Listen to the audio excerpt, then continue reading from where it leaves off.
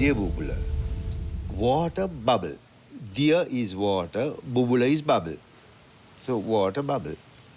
But Diyabubula is a name given to any spring, and there are several on the way from here to Matale. Several different springs, but they're given local names. But it's the only piece of land that has water throughout the year, and as you can see, a lot of water. So they wanted buildings in which guests could come and stay in the forest. The point of the water around each of those cabanas or rooms is to prevent termites getting into the building, and frogs and all manner of other things that especially foreign guests get alarmed. So my buildings were designed chiefly on that, and also so that they don't stand out of the forest like a sore thumb.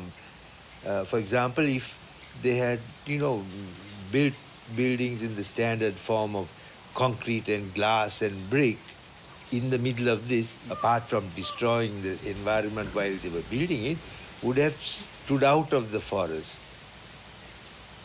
So these buildings were made and finished so they get absorbed into the background and don't stand out.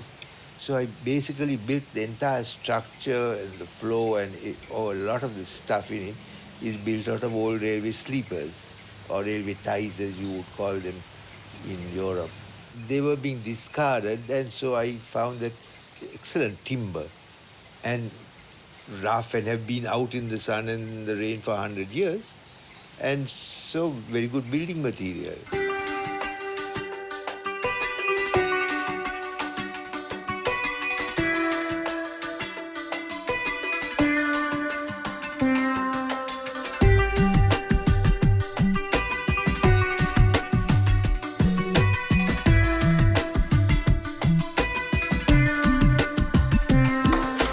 So we have a huge troop of monkeys that play havoc with everything here.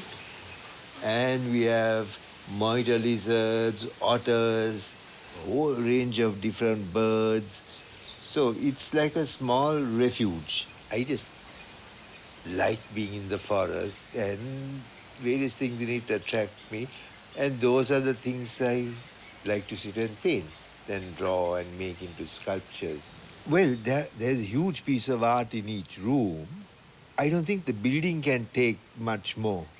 But certainly you can have sculptures out in the forest. I like having hidden sculptures. They look great in the forest because they are backed with, natural background, as opposed to being inside an art gallery which is bare walls. And of course you can't put paintings in the forest, unfortunately, because the monkeys and the termites will chew it up in no time.